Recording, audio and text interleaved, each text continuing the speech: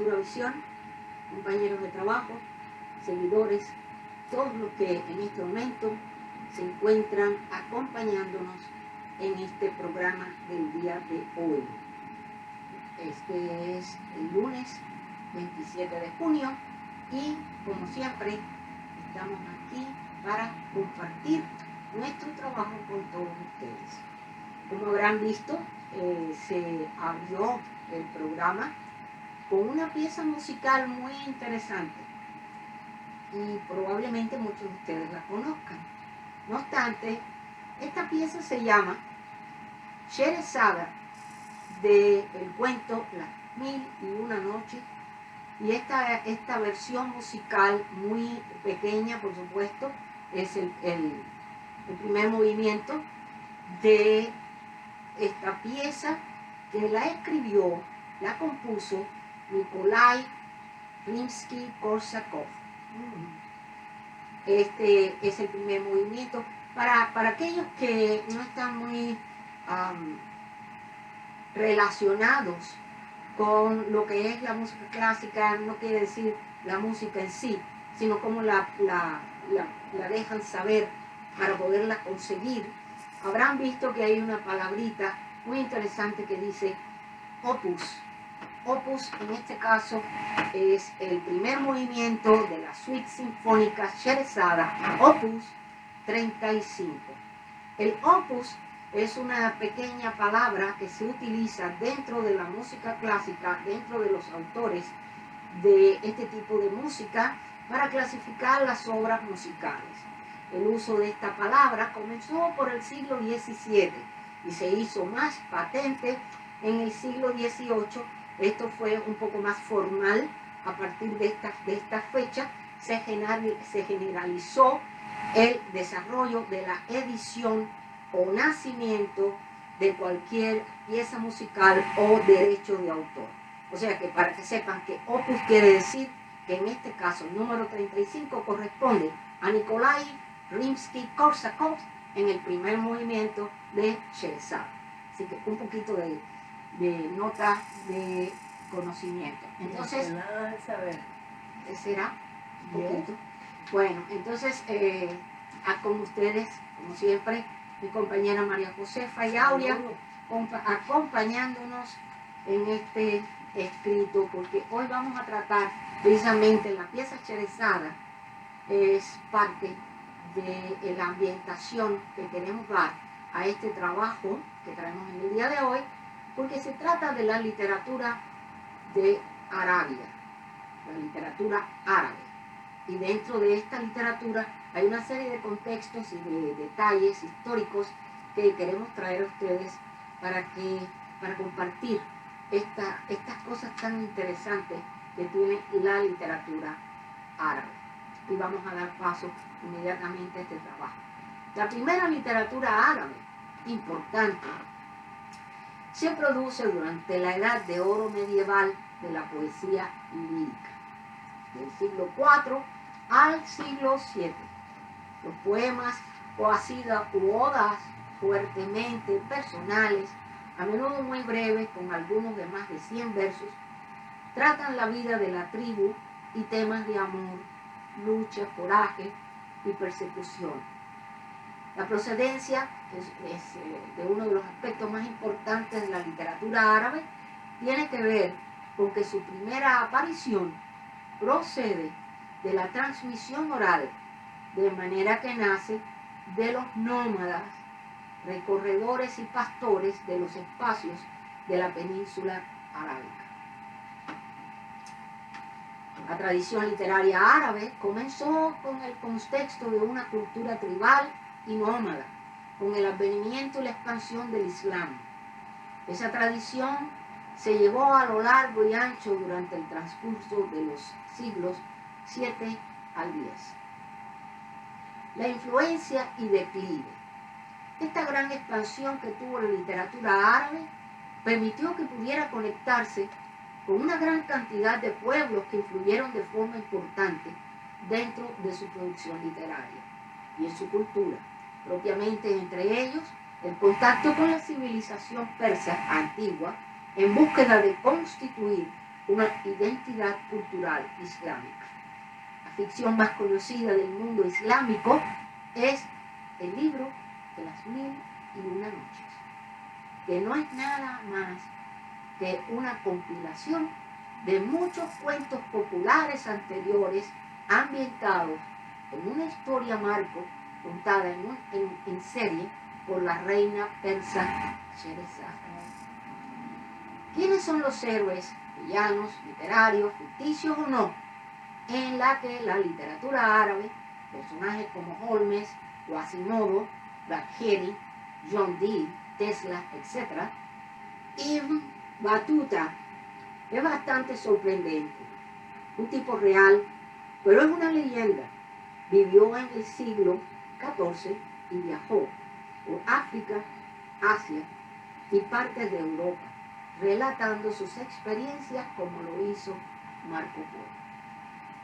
Hassan ibn Sabah, el anciano de la montaña, y su banda de jóvenes rebeldes, los Hashashin, eso significa asesino, también tiene raíces en la realidad histórica, pero se han instalado en el mito.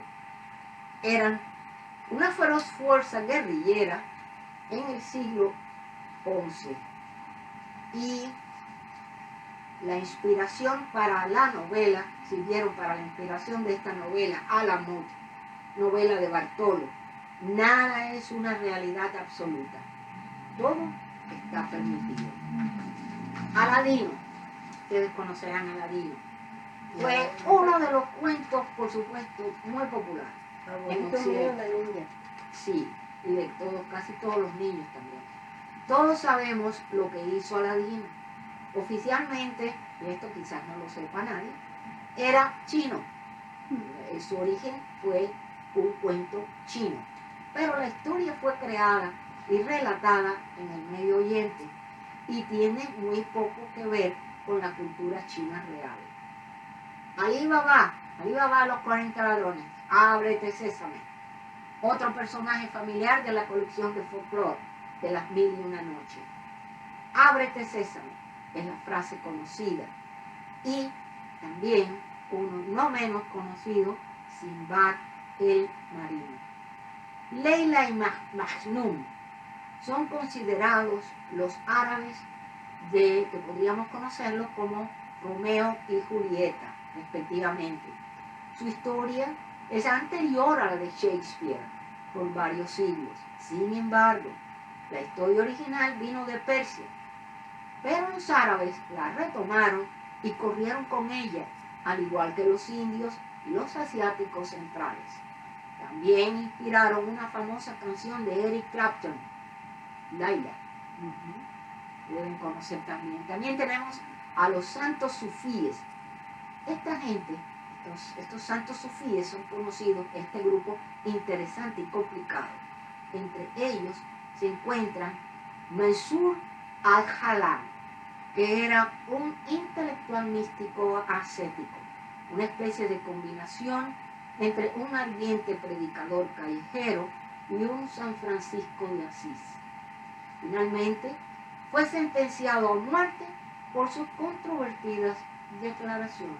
En la Meca hizo un voto de permanecer un año en el patio del santuario en ayuno y silencio total. Cuando regresó de la Meca, dejó la túnica sufí y adoptó un hábito laico para poder predicar más libremente. En ese momento, varios sunitas, incluidos algunos cristianos que luego se convertirían en visires de la corte abasí, se convirtieron en sus discípulos, pero otros sufíes se escandalizaron, mientras que otros lo acusaron de engaño e incitaron a la multitud en contra de él. ¿Cuáles son las características de la literatura árabe del siglo X? El Maqam, uno de los tipos literarios de esa época, presenta un personaje como elemento central de la trama unificadora. En la literatura árabe del siglo X, uno de los personajes comunes es el mendigo embaucador. También pueden considerar a puede también ser un ladrón. Son los tipos más o menos uniformes que se utilizan en los cuentos de esta época.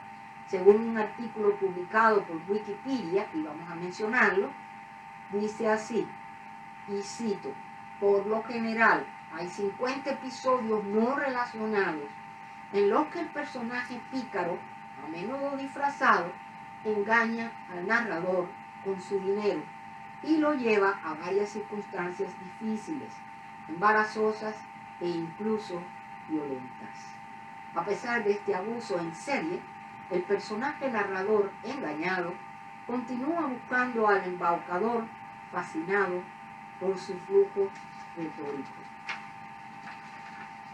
Ahora les dejo con mi compañera María Josefa, que continúa con este. Buenas tardes, yo encantada.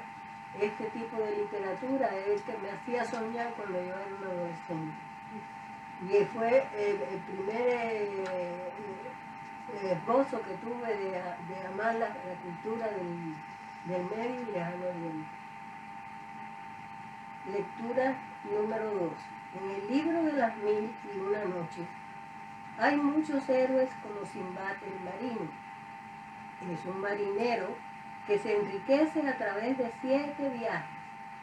Las aventuras de Simbad son las populares que se convirtieron en su propia marca, lejos de la historia original. El viaje es fantasmagórico y se parece más a algo que Odiseus habría vivido.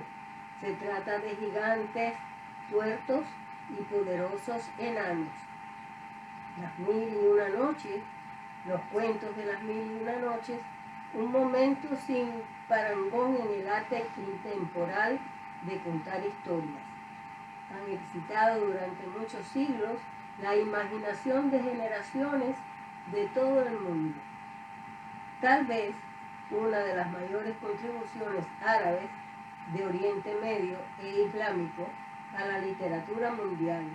Los numerosos cuentos de las 1001 noches, tú, Alf, Laylat, Wa Laylat, como se conoce en árabe, en sus diversas formas y géneros, han influenciado en la literatura, la música, el arte, el cine, y alguien haciéndolo hasta nuestros días.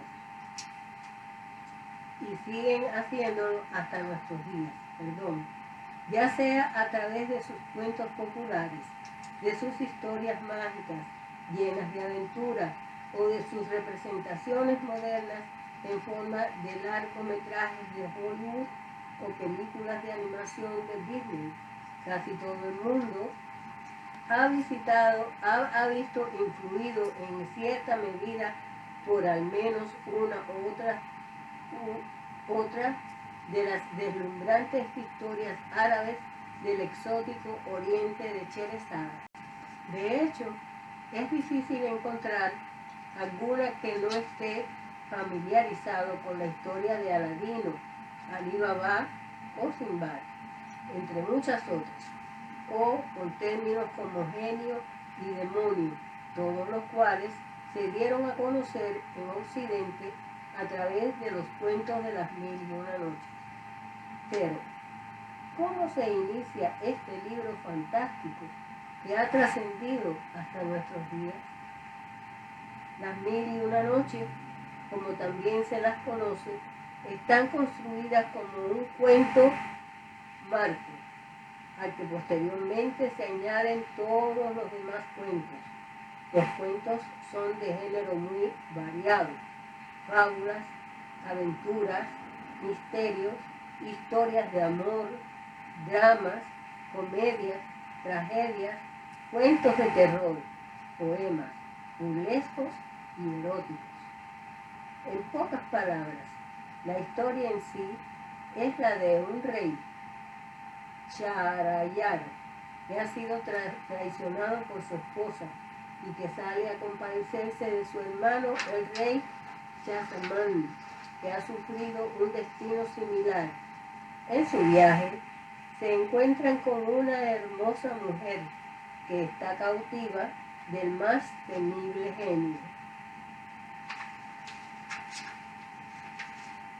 La mujer les amenaza con despertar al genio y por tanto con una muerte segura a menos que mantengan relaciones sexuales con ella. Este encuentro refuerza la aversión del rey Charayar por las mujeres y confirma su paranoia de que no se puede confiar en ellas, mientras su hermano se limita a renunciar a las mujeres por completo. Nuestro protagonista, Charayar, tiene en mente un plan más escandalosamente siniestro. Regresa a su reino y jura que se casará con todas las novias del país para ejecutarlas a la mañana siguiente, antes de que tengan la oportunidad de ponerle los cuernos. Como era de esperar, el rey no tarda en quedarse sin novia y la hija de su gran visir, Sherezada, conocida por su afición a contar historias, decide casarse con el rey, a pesar de las vehementes protestas de su padre. Sin embargo, Sherezada tiene un plan. A cierta hora de cada noche, hace que su joven hermana, Duniyazar, acuda a los aposentos reales e insiste a la nueva reina a entretener al rey y a ella con uno de sus famosos cuentos. Sherezad pone entonces en práctica su talento, comenzando un cuento cada noche, pero sin terminarlo nunca antes del amanecer, dejando así al rey cautivado y dispuesto a perdonarle la vida una noche más.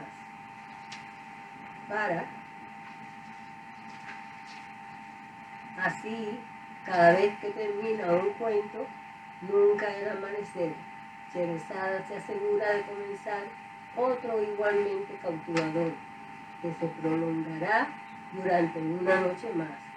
Esto continúa durante 1001 noches, hasta que finalmente el rey se cura de su paranoia y decide que quiere conservar a su reina para siempre.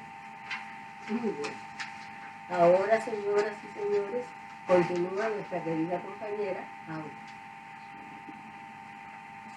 Dentro de la literatura universal, particular y especialmente la literatura árabe y las 1001 noches, expone en sus cuentos una combinación de muchos géneros y se basan en la riquísima herencia y tradición folclórica de toda la región de Oriente Medio.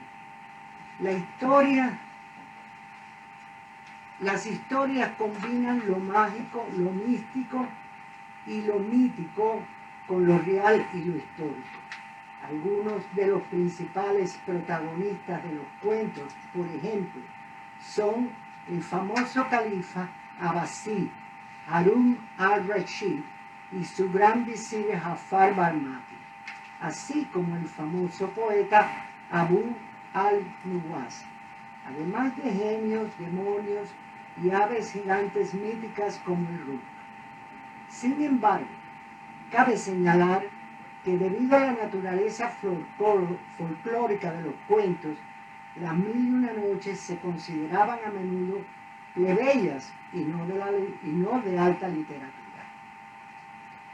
Es interesante saber que esta recopilación de cuentos sobre el folclore no tiene un origen específico, de acuerdo con las diferentes versiones que existen históricamente. De hecho, la primera tradición manuscrita, originada en el Bagdad del siglo IX, seguida por una tradición manuscrita siria y una traducción manuscrita egipcia, sin mencionar los diversos tradicionales orales. Saben que el Ruk es un ave gigantesca, pero era precisamente devoradora de hombres. Ese era el motivo por lo que le temían. Es interesante saber, los cuentos fueron escritos por diferentes manos y parecen haberse acumulado a lo largo de los siglos, a partir de las tradiciones culturales de Oriente Próximo, así como de las diversas regiones con las que Oriente Próximo había estado en contacto a través del comercio, los viajes, las invasiones o la guerra a lo largo de los siglos.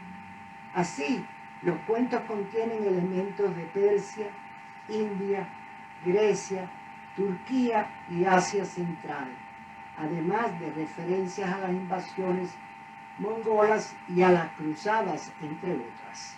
Posteriormente, los cuentos se arabizaron y se adaptaron para un público de Oriente Medio e islámico. El estilo narrativo de esta fascinante obra se denomina relato enmarcado, ya que en lugar de ser historias independientes, cada una de las narraciones genera nuevas tramas y un cuento lleva al siguiente y al siguiente hasta que se conoce el desenlace del primero. Hasta que los europeos quedaron cautivados por estos cuentos mágicos de Oriente, los cuentos siguieron formando parte de estas tradiciones manuscritas y orales. Tampoco había exactamente 1001 noche antes de las traducciones europeas. El número en sí puede ser un medio de exageración para representar las muchas noches o tal vez incluso un símbolo místico que denota un ciclo particular de eventos. Las 1001 noches es una obra de origen sánscrito y muy popular en la cultura árabe desde su recopilación en el siglo XVI. La denominación árabe para la literatura en sus inicios era Arab, que entre otras cosas significa hidalguía, cortesía y buena educación. Esto sugiere que la literatura árabe estaba dirigida inicialmente a las clases cultas. La primera traducción completa al francés fue realizada por Antonio Galán a principios del siglo XVIII. Más tarde le seguirían muchas traducciones europeas en varios idiomas, incluyendo el inglés, el francés, el alemán y prácticamente todos los demás idiomas, siendo la más conocida la de Sir Richard Burton, en 16 volúmenes, Las 1001 noches, en 1885 a 1888. Existe una copia de esta edición publicada por la imprenta Bulaq del Cairo desde 1835 y se encuentra en la División de África y Oriente Medio de la Biblioteca del Congreso de Washington en Estados Unidos. Se considera la primera edición impresa definitiva y completa en árabe. La edición de Bulaq constituye el último acto decisivo en la historia textual. Todas las traducciones y ediciones modernas hasta la fecha se basan en este corpus publicado por la imprenta Bulaq. Según el estudio de Las 1001 noches, Ulrich Marsolf fue una edición la que puso fin al desarrollo del texto árabe de la obra tras 1000 años de tradición oral y manuscrita, durante los cuales el corpus estuvo continuamente sujeto a cambios. Aunque la Biblioteca del Congreso de Washington cuenta con un gran número de traducciones y ediciones de Las 1001 noches en sus colecciones en varios idiomas, cabe destacar que recientemente se ha adquirido y añadido a la colección un ejemplar de esta edición definitiva de Las 1001 noches de Bulaq, a la que se puede acceder en la sala de lectura de África y Oriente Medio de dicha biblioteca.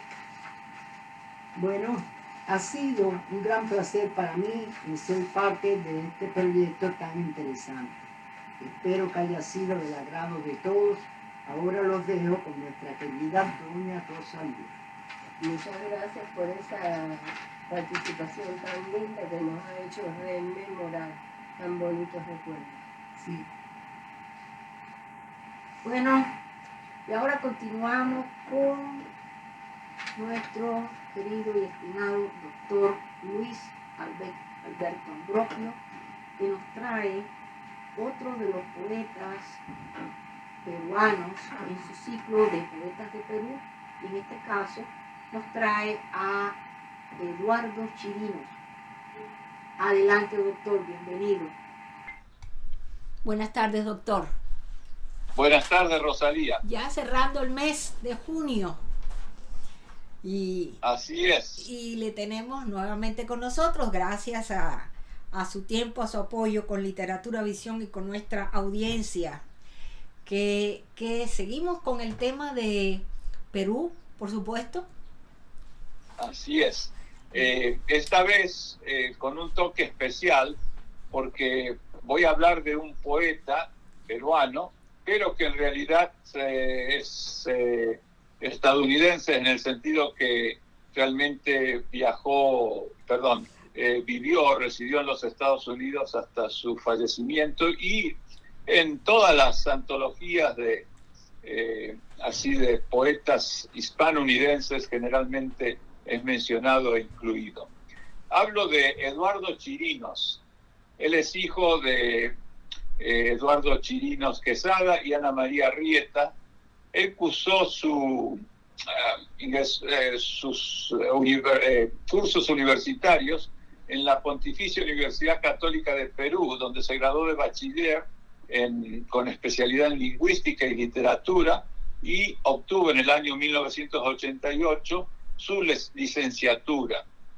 Él comenzó a escribir, a publicar también desde muy joven. Por ejemplo, en el año 81 ya escribió su poemario Cuadernos de Horacio Morel, en el 83 Crónicas de un ocioso, y Archivos de Huellas Digitales en el 85. Por este último libro obtuvo el premio Copé de 1984. Luego viajó a España con una beca del Instituto de Cooperación Iberoamericana en el 86, y en el 88, en su regreso en Lima, se desempeñó como periodista cultural y profesor de literatura en la Universidad Pontificia Católica del Perú.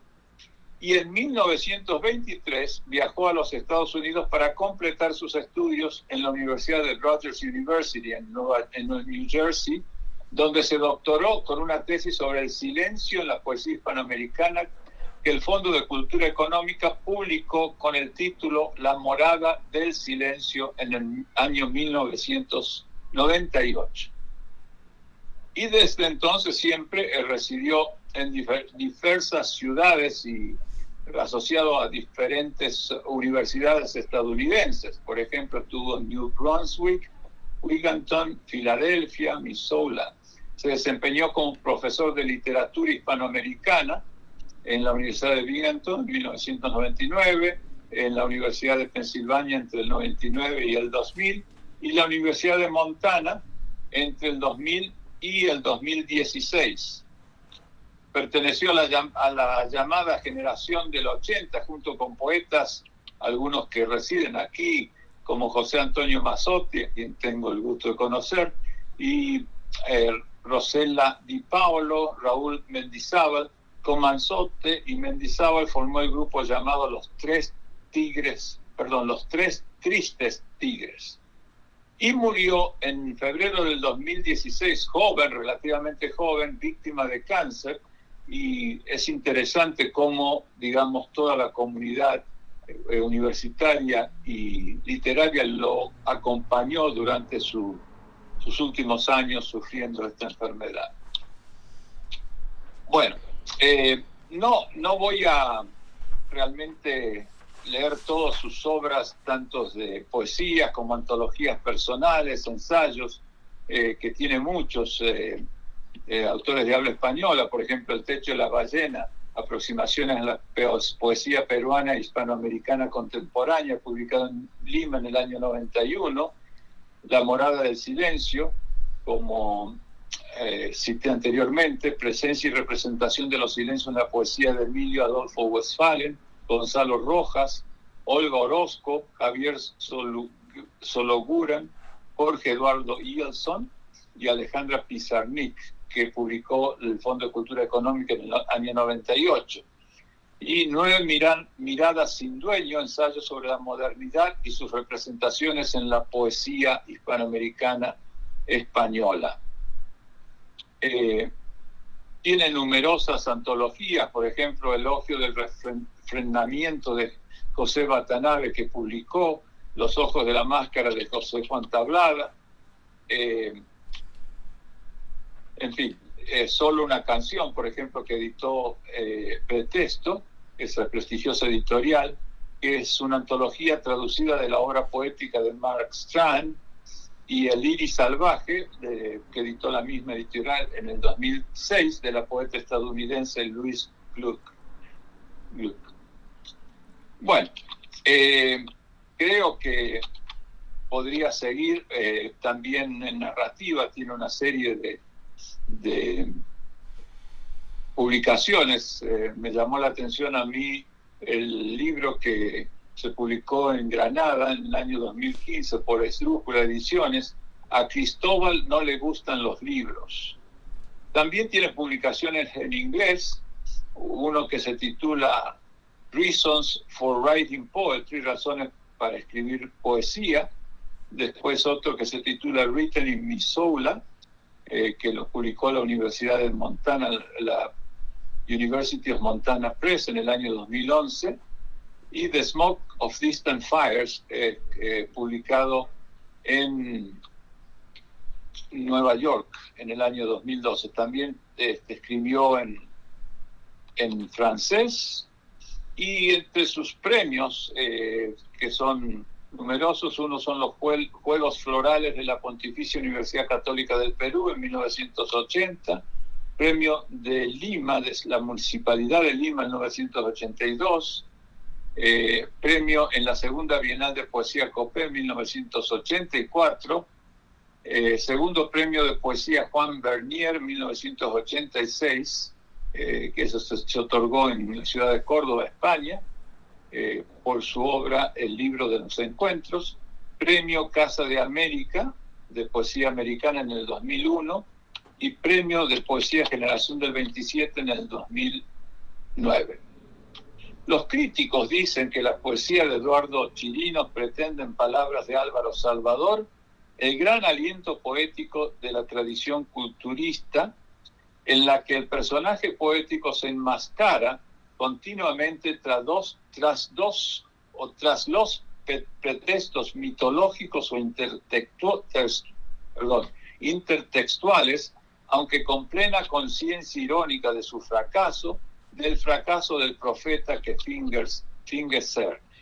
Y voy a leer 2 poemas que creo que ilustran tanto la vida como la obra de Eduardo Chirinos, y que creo que son destacados generalmente como sus poemas más conocidos y famosos.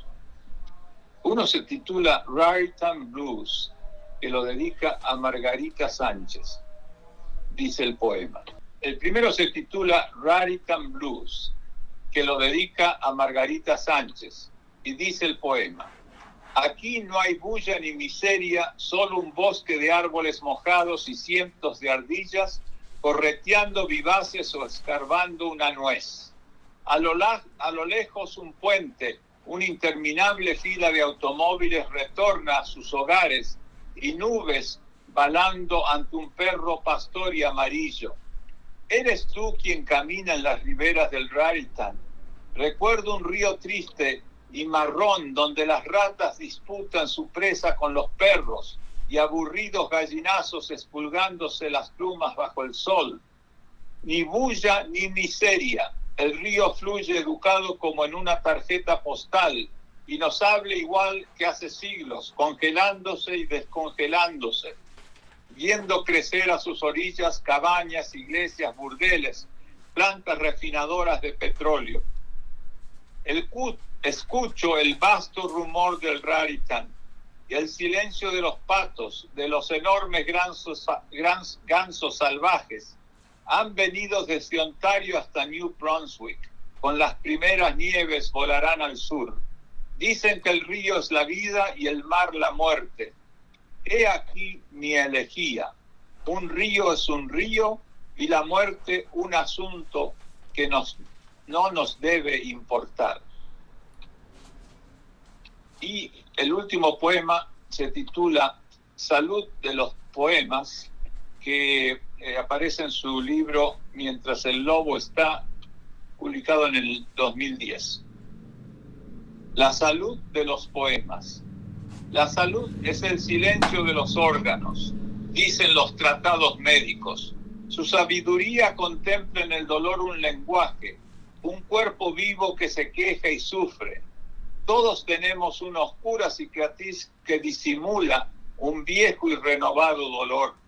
Sed de jóvenes que se hieren a propósito, hartos del silencio se queman, se mutilan, se hacen incisiones. Es su modo de estar vivos, de recuperar el tono de su cuerpo, de sentir lo suyo y escucharlo alguna vez hablar. Mientras veía fotos de esos jóvenes pensaba en los poemas.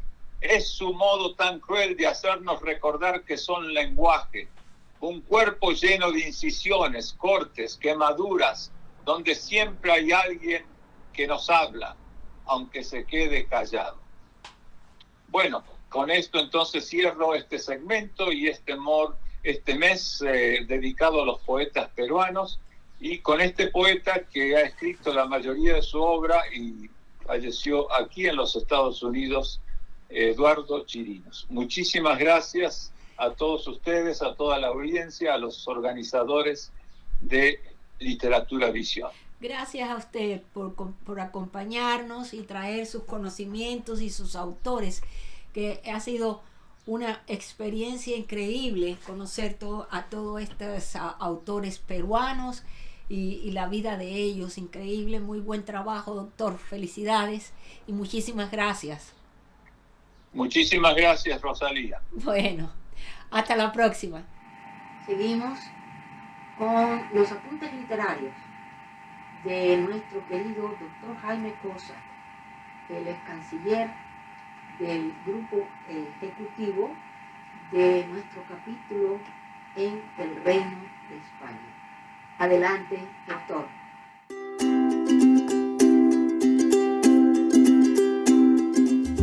Hola, buenas tardes, doña Rosalía, amigos de Literatura Visión. Hoy, una vez más, nos encontramos y voy a seguir con el tema que vengo tratando por ahora. Desarrollo el tema de la poética como disciplina científica, teórica.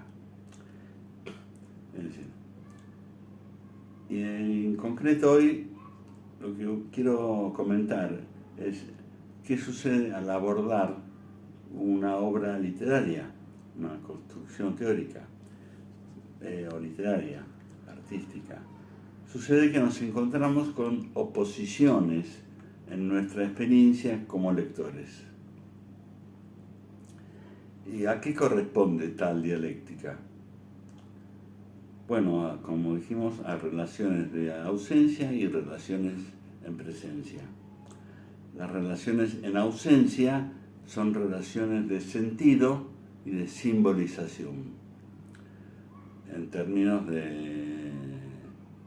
lingüísticos, por ejemplo, un significante significa tal significado. Tal otro evoca un episodio, simboliza una idea, otro ilustra una psicología. Y un significante es lo que representa a un sujeto, o a más de un sujeto. Por ejemplo, la bandera representa la patria, un uniforme representa un cuerpo del orden, o una palabra, o un nombre, un significante porque nos recuerda el nombre de nuestra madre, de un amor que tuvimos. Eso es un significante. Entonces, y las relaciones en presencia son relaciones de configuración, en presencia son de construcción. Aquí los hechos se concatenan entre sí, los personajes forman antítesis y gradaciones, que es diferente a las simbolizaciones. Las palabras se combinan en una relación significante por la fuerza de una causalidad, no de una evocación. En síntesis, la palabra, la acción, los personajes, sino que lo fundamental es el hecho de que se yuxtaponen a ellos. Esta oposición ha recibido muy variados nombres. En lingüística se habla de relaciones sintagmáticas, es decir, en presencia, y paradigmáticas, en ausencia, e incluso más generalmente de un aspecto sintáctico y de un aspecto semántico del lenguaje. El paradigma también tiene que ver con una metáfora. Por ejemplo, el Quijote es un paradigma, ¿no?, del hombre soñador y del mito de que la lectura excesiva puede alterar la mente. La guerra es un paradigma de destrucción, de muerte. Bien. Pero la literatura no es un sistema simbólico primario, como por ejemplo puede serlo la pintura o en cierto sentido la lengua, sino que la literatura es un sistema secundario porque utiliza como materia prima un sistema ya existente, el lenguaje.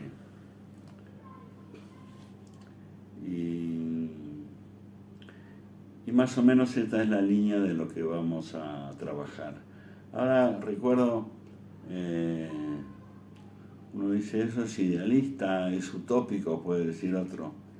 Recuerdo un comentario de Eduardo Galeano que le preguntaron ¿para qué sirve la utopía?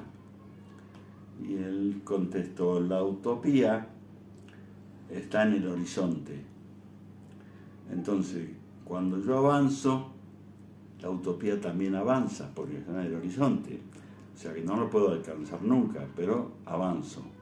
Entonces, para eso sirve la utopía, para seguir caminando en función de un imposible, pero que da un sentido a la vida. Bueno, por hoy termino y les agradezco la atención. La próxima vez continuaremos desarrollando estos temas que espero les siga interesando. Muchas gracias y hasta la próxima. Hoy todo el programa es casi de España, porque también viene nuestro director del grupo directivo del capítulo Reino de España, el doctor, profesor Juan Francisco Santana, que nos trae las anécdotas del profesor.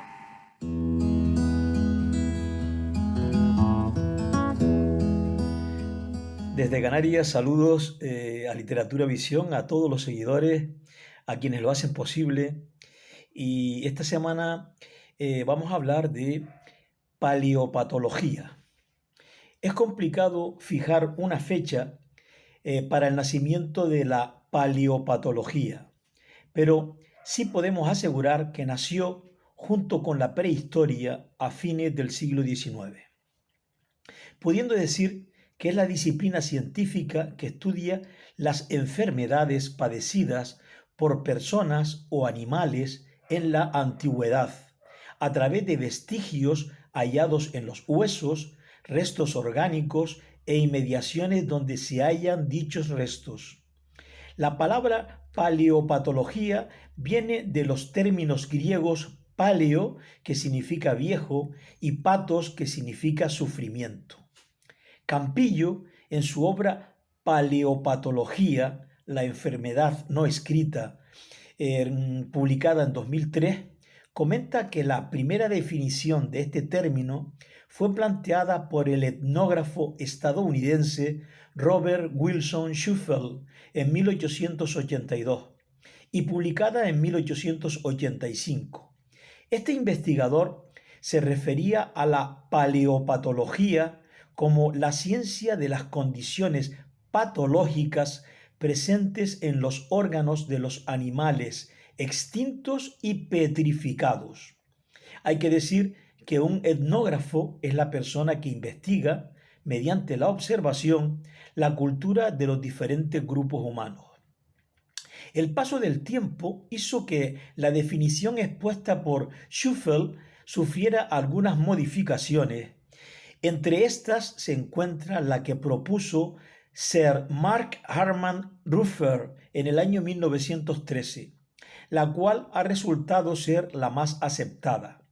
Es la ciencia que ha podido demostrar la presencia de enfermedades en los restos humanos y de animales de los tiempos antiguos, aunque existen otras definiciones.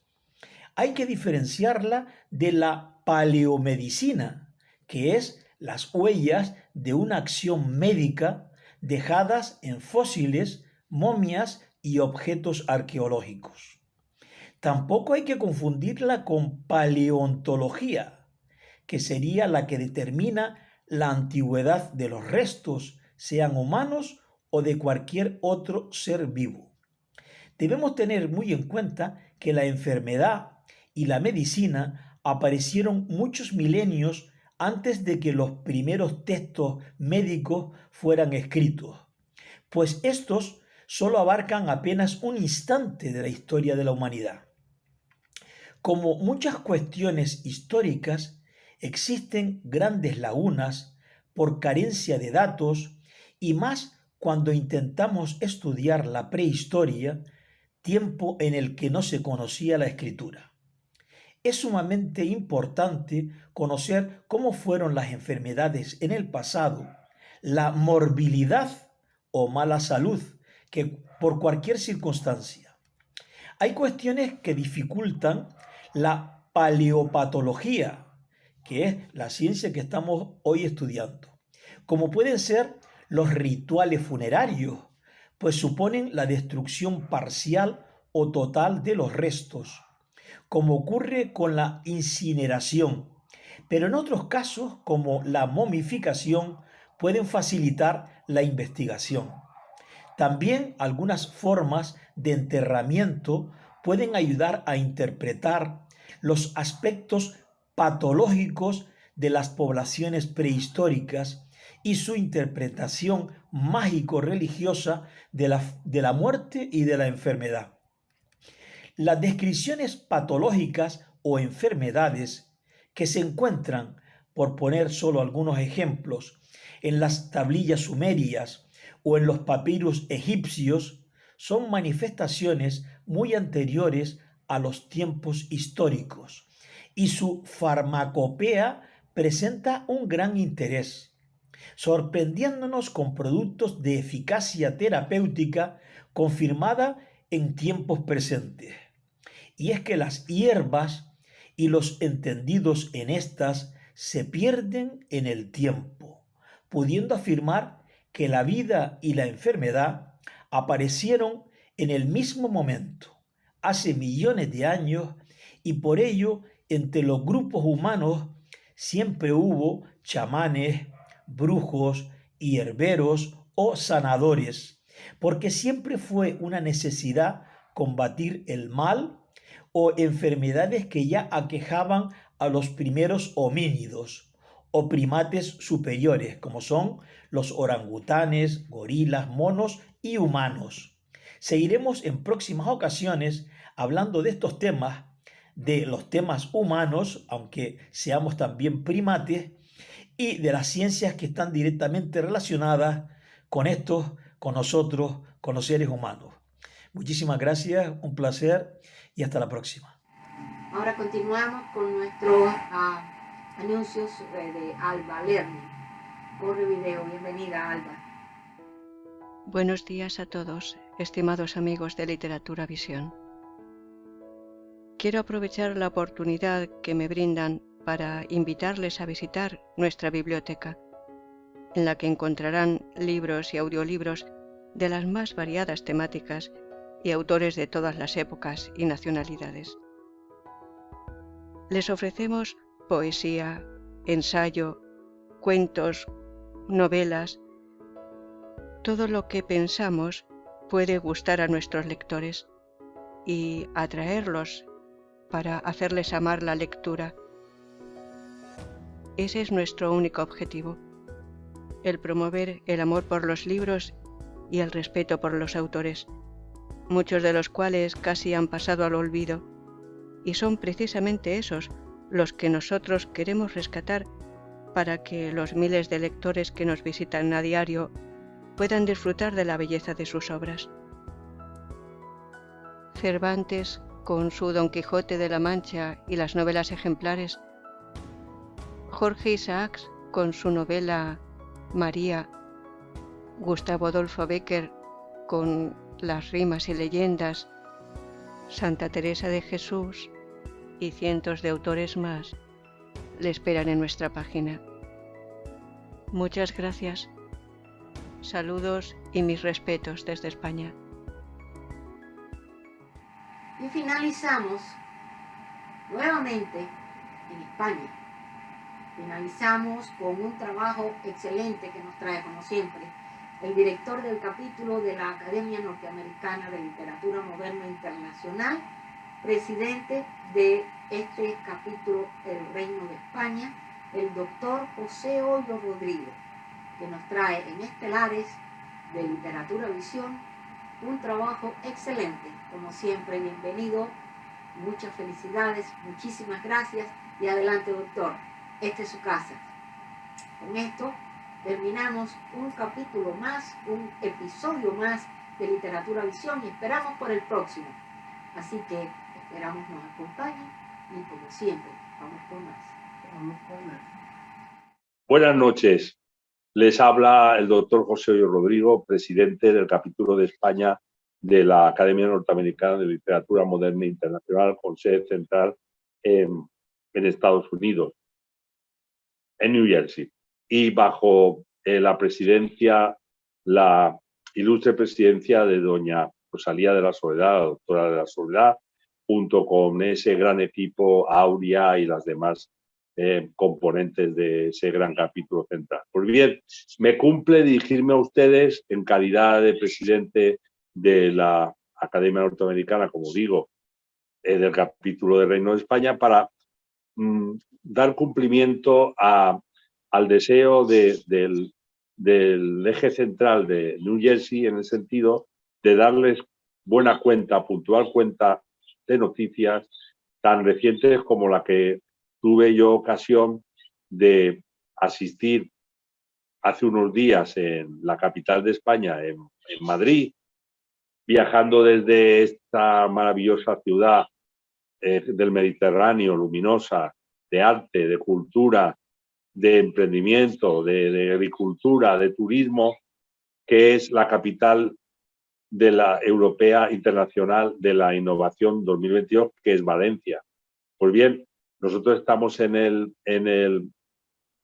la costa este de España, del Reino de España, situados al sur de Barcelona y lógicamente que también es puerto, y al este propiamente de Madrid. Nosotros nos dista tanto de Madrid como de Barcelona aproximadamente a la misma distancia. En kilómetros sería 350 kilómetros de distancia, que tiene otras traslación en millas que ustedes emplean ese sistema de medición. Pues bien, la cuestión es que asistí invitado por la Real Academia de Cultura Valenciana, que es una institución centenaria donde las haya en Valencia, que integra miembros ilustrísimos en materia cultural y de renombre de las letras valencianas, y que tuvo a bien concederle el nombramiento de académico de honor al renombrado doctor don Mario Vargas Llosa, de todos conocidos. Don Mario Vargas Llosa, el doctor Vargas Llosa, no requiere presentación alguna. Como saben ustedes, ha sido condecorado, ha sido acreedor del nombramiento de Premio Nobel de la Paz. Pero no solamente es Nobel, sino que también es Premio Cervantes de las Letras Castellanas de Literatura Española. La verdad es que esto es un gran honor y entre los premiados están figuras muy relevantes.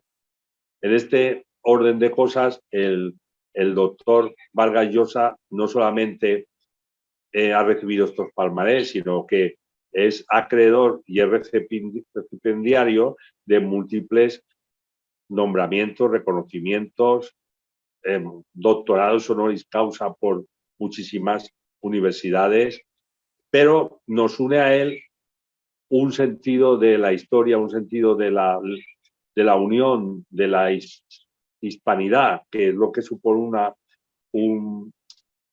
digamos, una comunidad de lengua y de cultura y de hermanamiento. En ese sentido, él siempre ha defendido la primacía, el estudio, la difusión del español, el estudio de los clásicos. En este sentido, viene al caso que el domingo pasado me cumplió también el honor de participar en una lectura pública de el Cantar del Mío Cid. Como saben, es la primera gran obra en español que de alguna manera entona las proezas de el Cid campeador, aquel guerrero conquistador, Rodrigo Díaz de Vivar, entre otros lugares, y estuvo en Valencia batallando y forma parte del imaginario hispano. Pues bien, dentro de ese compendio de aventuras, me cumplió leer un pasaje que me honró profundamente del Cantar del Mío Cid. La verdad es que tenemos una lengua que es un privilegio fomentar a través de las academias, a través de los institutos, a través de las universidades, en definitiva, de todos los centros del saber, y profundizar en nuestros clásicos. Muchas culturas les pagaría, les honraría muchísimo, les satisfaría tremendamente tener esta playa de este elenco de escritores, de sabios, de grandes figuras de la lengua castellana, de la lengua española. El doctor Vargas Llosa, como saben, no pretendo hacer ahora una biografía, ni mucho menos de él, pero saben ustedes que nació en Perú, que estuvo muy vinculado a los movimientos culturales y que, bueno, pues ha difundido en toda su obra literaria las virtudes de nuestros clásicos, las virtudes de nuestra lengua, y de alguna manera engarza en lo que son los principios de nuestras academias y como miembro que también es de la Real Academia Española de la Lengua, que es el máximo órgano, institución lingüística por excelencia en materia del ordenamiento, de la lingüística y de alguna manera normativa del español, del castellano. Pues bien, ¿qué queréis qué quieren que les diga? Que es un verdadero lujo el haber coincidido con él en Madrid. Tuve ocasión de estar durante toda su investidura.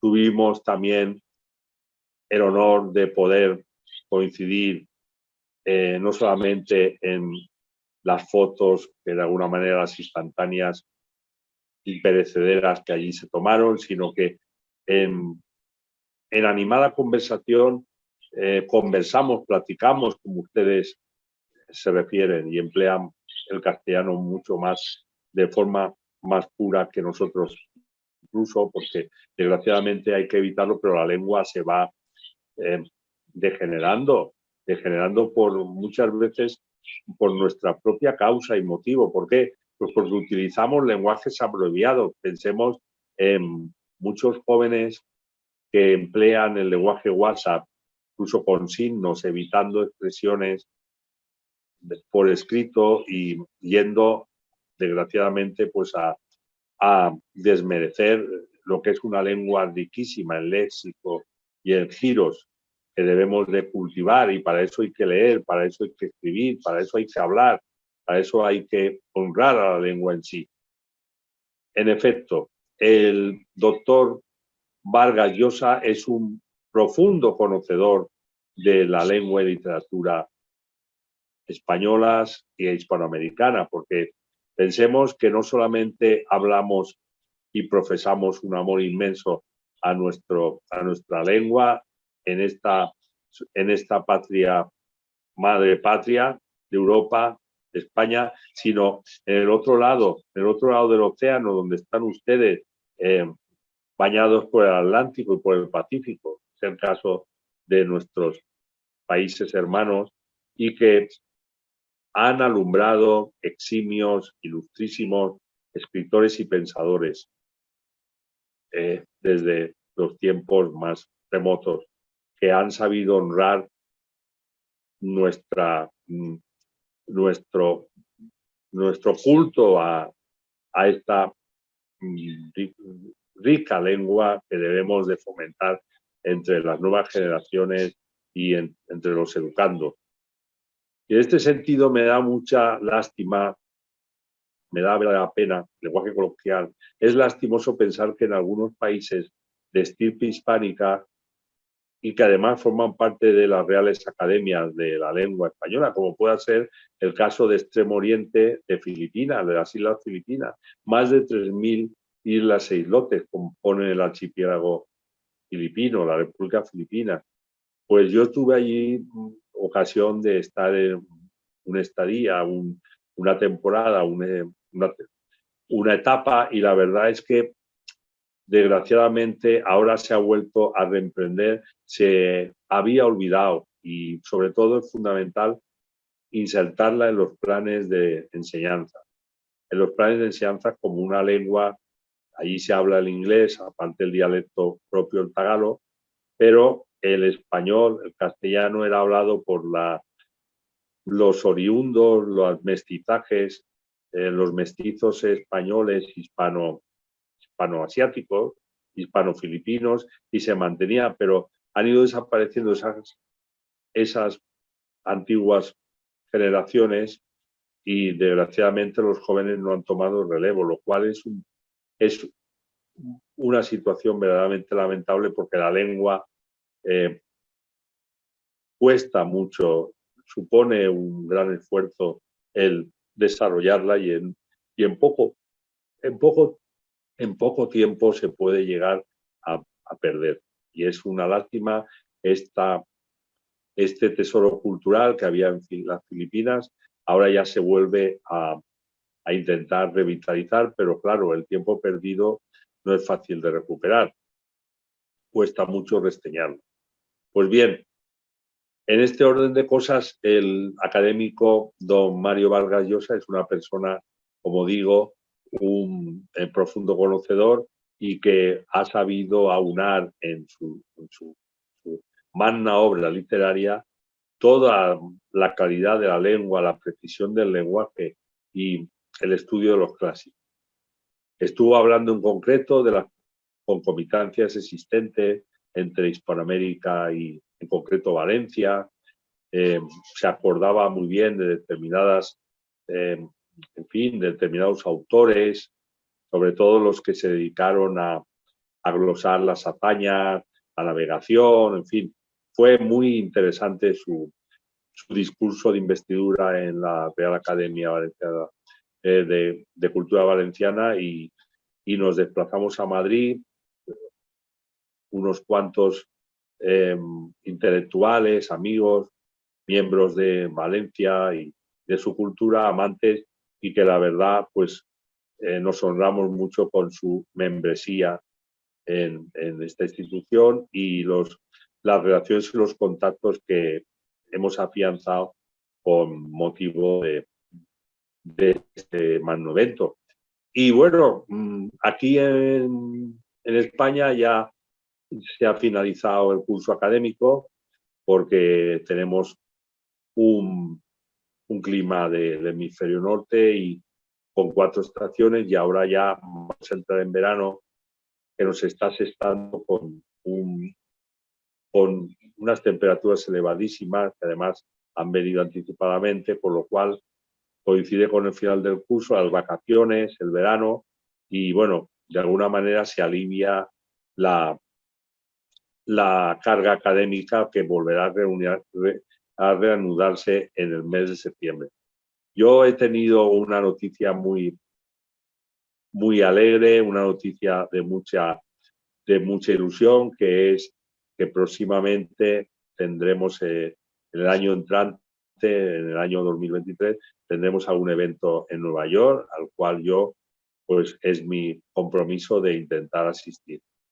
Y bueno, pues ya iremos dando noticias de todo, de todas las situaciones, a través del programa de la doctora Rosalía y de la Soledad, de todo el equipo directivo, y de los capítulos nacionales como el de España, que tiene un gran vigor, organizando eventos, contactos con autores, y hemos podido presenciar una gran expansión, como saben, en New Jersey, en el capítulo central, de personas que han querido ingresar como exponentes de la excelencia de las artes y de las letras, y en ese sentido ejercen su misión literaria a plena satisfacción.